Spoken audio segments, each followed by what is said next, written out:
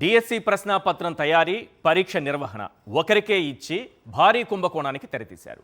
DSC నిర్వహణ వ్యవస్థలో ఉన్న వ్యక్తికి ఫస్ట్ ర్యాంక్ వస్తే భుజాలు తడుముకుని అతని లాగిన్ ఐడి డేటా మాయం చేసి కాల్ లెటర్ కూడా పంపకుండా ఎక్కడి దొంగలు అక్కడే గప్చుపైపోయారు.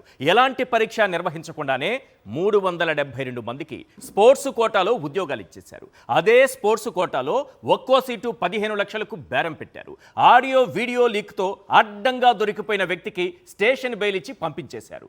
అయిన వారికి స్పోర్ట్స్ కోటా సీట్లు కట్టబెట్టేందుకు కొత్త జీవోలు తీసుకొచ్చి గేట్లు తెరిచింది వాళ్లే, పని పూర్తి కాగానే మళ్ళీ పాత జీవోలు రద్దు చేసి గేట్లు మూసింది వాళ్లే. ఇదేంటని ప్రశ్నిస్తే పివి సింధు, శ్రీచరణి పేర్లు చెబుతున్నారు. అంతర్జాతీయ ఆటగాళ్లతో పోలుస్తున్నారు. ఇలా పేపర్ లీకేజీ నుంచి పరీక్ష నిర్వహణలో పాల్గొన్న వ్యక్తికి ఫస్ట్ ర్యాంకు రావడం వరకు, పరీక్ష లేకుండానే అయిన వారికి ఉద్యోగాలు కట్టబెట్టడం నుంచి 15 లక్షలకు ఒక్కో సీటు అమ్ముకోవడం వరకు, స్కాముల కోసం జీవోలను తేవడం నుంచి పని పూర్తి కాగానే వాటిని రద్దు చేయటం వరకు అడుగడుగునా మెగా డిఎస్సిని దగా డిఎస్సిగా మార్చేశారు. ఇదే విషయాన్ని వైఎస్ జగన్ ఆధారాలతో సహా బయటపెట్టారు. పాయింట్ టు పాయింట్ ప్రశ్నిస్తూ పక్కా ఆధారాలు చూపిస్తూ తండ్రి కొడుకులను కడిగి పారేశారు. పివి సింధుకు డిఎస్సి స్పోర్ట్స్ కోటాలో నింపినటువంటి 372 ఉద్యోగాలకు పోలిక పెట్టడంపై వైఎస్ జగన్ ఏమన్నారో ఒక్కసారి స్క్రీన్ పైన చూద్దాం. నేను అడుగుతా ఉన్నా, ఇదే చంద్రబాబు నాయుడిని, ఇదే చంద్రబాబు నాయుడు అబ్బా కొడుకుని ఇద్దరిని అడుగుతా ఉన్నా. స్పోర్ట్స్ కోటాలో నియమించిన దాదాపు 372 మందిలో పివి సింధుల ఎంతమందికి ఒలింపిక్స్, వరల్డ్, ఏషియన్, కామన్వెల్త్ స్థాయి gold medals, silver medals, bronze medal ఇలాంటి అచీవ్మెంట్స్ వచ్చినాయని అడుగుతా ఉన్నా. ఎంతమందికి వచ్చినాయని అడుగుతా ఉన్నా.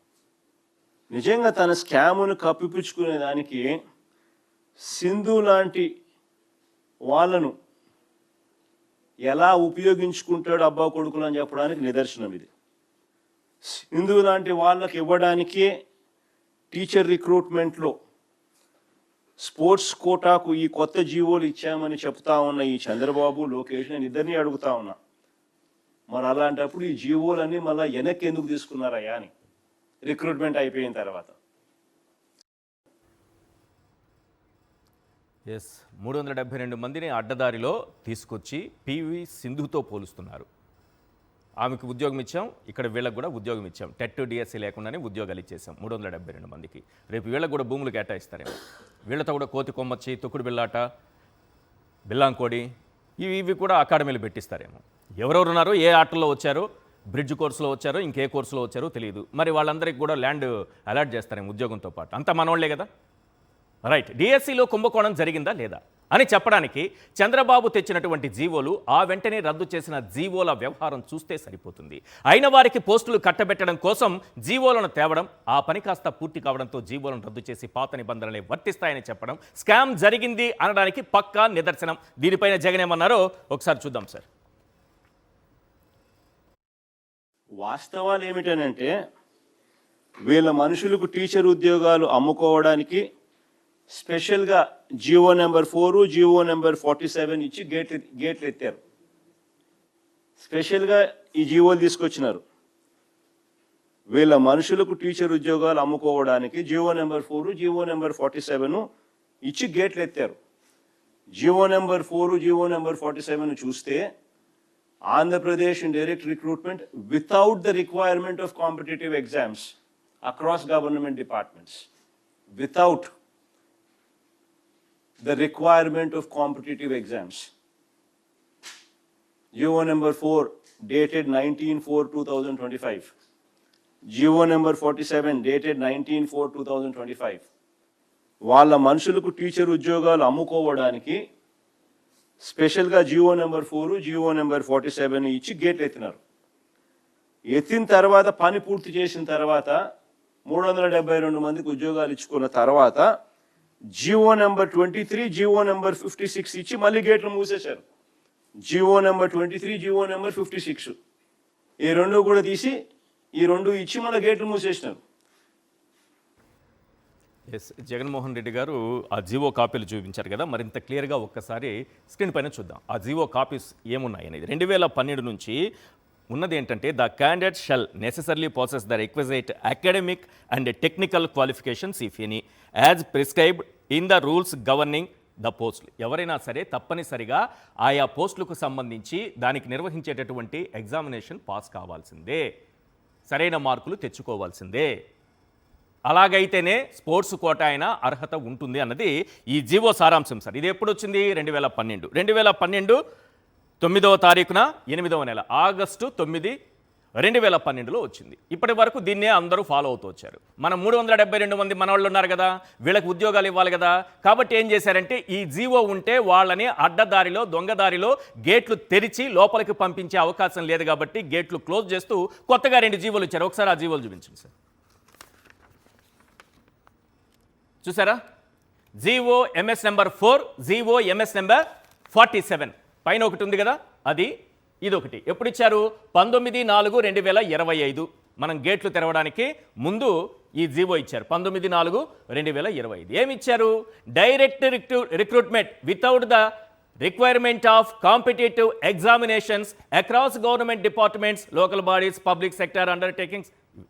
ఏ అవసరమూ లేదు, మీరు ఏ ఎగ్జాము రాయాల్సిన అవసరం లేదు. డైరెక్ట్గా మీరు 372 మంది నేను గేట్లు తెరుస్తాను వచ్చేయండి అని 2 జీవోలు ఇచ్చారు. ఇద్దరు కదా తండ్రి కొడుకులు, అతి ముఖ్యమైన వాళ్ళు కదా ఈ ప్రభుత్వానికి. వాళ్ళలో 2 జీవోలు వీళ్ళు ఇచ్చినటువంటి జీవోలు, సంతకాలు కూడా పెట్టారు. రైట్, నెక్స్ట్ అసలైన విషయానికి వద్దాం. పోనీ ఇచ్చారు, ఇది కరెక్ట్ పద్ధతి, పివి సింధుతో మేము పోలుస్తున్నాము, ఆమెకు ఉద్యోగం ఇచ్చాం కాబట్టి వీళ్ళకు కూడా ఇస్తాము. వీళ్ళు జస్ట్ పార్టిసిపేషన్ సర్టిఫికేట్ తెస్తేనే ఇచ్చేస్తాం. ఆ సర్టిఫికేట్లు ఇచ్చేది కూడా మా ఎమ్మెల్యేలు, మా ఎంపీ గారు ఇస్తే వాళ్ళకి ఇచ్చేస్తాం. వాళ్ళేమి వరల్డ్ ఛాంపియన్షిప్కి వెళ్ళాల్సిన పని లేదు, ఒలింపిక్స్కి వెళ్ళాల్సిన పని లేదు, నేషనల్ లెవెల్లో మెడల్స్ తీసుకురావాల్సిన అవసరం లేదు, ఏమీ లేదు. Just participation. ఒకవేళ ఆ పార్టిసిపేషన్ దొరకకపోయినా స్పెక్టేటర్ అంటే ప్రేక్షకుడు ఆ సర్టిఫికేట్ తెచ్చినా ఇచ్చేసేవాళ్ళేమో.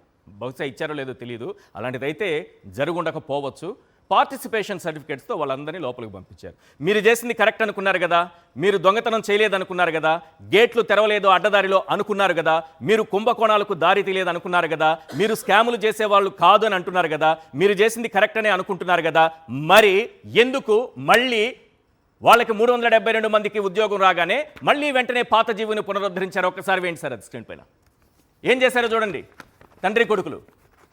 పాత జీవోని మళ్ళీ తీసుకొచ్చారు. డిఎస్సి 2025 ప్రక్రియ ముగియగానే స్పోర్ట్స్ కోటాలో డైరెక్ట్ రిక్రూట్మెంట్ ఎత్తివేస్తూ ఇప్పుడు ఎవరైనా సరే ఎగ్జామ్ రాస్తేనే వాళ్ళకి ఉద్యోగాలని, ఆయా శాఖలు నిర్వహించే పరీక్షల్లో ఉత్తీర్ణత సాధించాలని జీవో నెంబర్ 23ని జారీ చేశారు సార్. వీళ్ళే గేట్లు తీసేస్తారు, వీళ్ళే గేట్లు ఎత్తేస్తారు. ఆ గేట్లు ఎత్తి మన వాళ్ళని 372 మందిని లోపలికి పంపిస్తారు. వాళ్ళే గేట్లు మూసేస్తారు.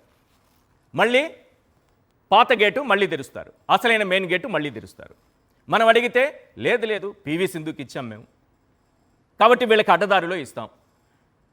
పివి సింధు స్థాయిని దిగజార్చారా లేదా మీరు?